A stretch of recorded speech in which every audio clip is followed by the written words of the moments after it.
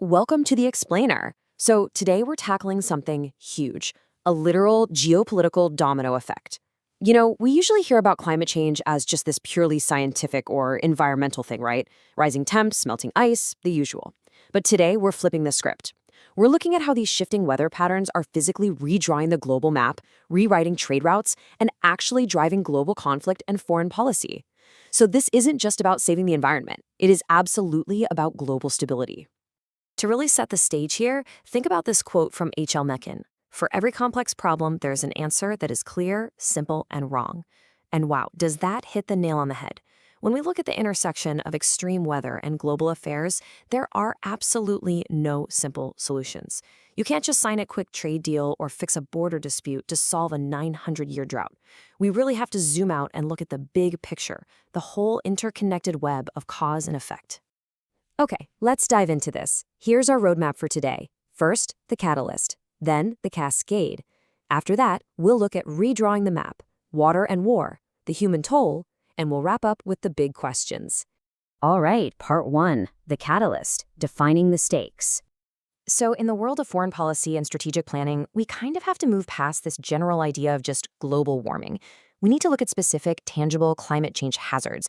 Think of a hazard as a very real, on-the-ground condition that has the potential to cause injury, major property damage, or literally degrade a strategic mission.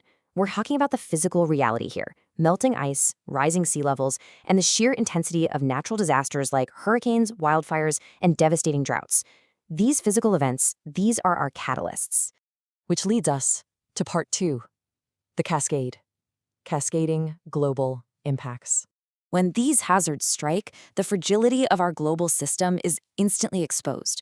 I mean, a flooded port doesn't just damage a city, right? It severs critical trade routes. It chokes global commodities. And that supply chain shock immediately threatens military logistics and global food systems. Throw in a severe weather event that strains local health security, and boom, you have the perfect recipe for mass forced migration. It's an absolute chain reaction. Honestly, if there is one single word you take away from this entire explainer, make it this one: accelerant. Strategic planners don't view extreme weather as just a standalone bad day. They view it as the ultimate accelerant. It takes existing global conflicts, fierce resource competition, and political instability, and it just pours gasoline on the whole shebang. It multiplies the threats and massively accelerates the timeline of societal collapse. Moving to part three, redrawing the map, the Arctic power struggle. Now, what's really interesting about this slide is how a strictly environmental change, like diminishing ice, instantly creates a highly volatile geopolitical arena.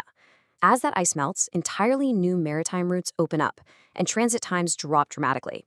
Suddenly, strategic resource extraction up there becomes incredibly profitable. And because of these new opportunities, we're seeing a direct surge in military buildups from global powers like Russia and China. It's a literal race for access to new shipping, fishing, and resources. It just proves that as the physical map changes, the global power struggle follows right behind it. Next up, part four, water and war, case studies in scarcity. And this brilliantly illustrates the direct, undeniable line from extreme weather straight to societal collapse. Take Syria, for example. The worst drought in 900 years wasn't just a tough dry spell. It ruined farms, absolutely decimated livestock, and forced massive waves of rural citizens to crowd into already strained cities. That served as a massive accelerant to the Syrian civil war. Or look at Iran. A brutal combination of severe droughts, floods, and mismanagement has led to massive internal displacement, which spills over and impacts neighboring populations from Afghanistan and Iraq. And over in the Northern Triangle, El Salvador, Guatemala, and Honduras, unpredictable extreme weather is just steadily wrecking agriculture and infrastructure. The scarcity of water here is a direct, immediate catalyst for war and instability. This brings us to part five, the human toll, the climate refugee crisis. So the ultimate consequence of all these falling dominoes, the hazards, the conflicts, is forced mass migration. We are actively seeing the rise of the climate refugee. We're talking about entire populations forced to pack up and abandon their homes, not necessarily because an invading army showed up, but because the land itself literally can't sustain them anymore, or because weather-accelerated conflicts just made their homes completely unlivable.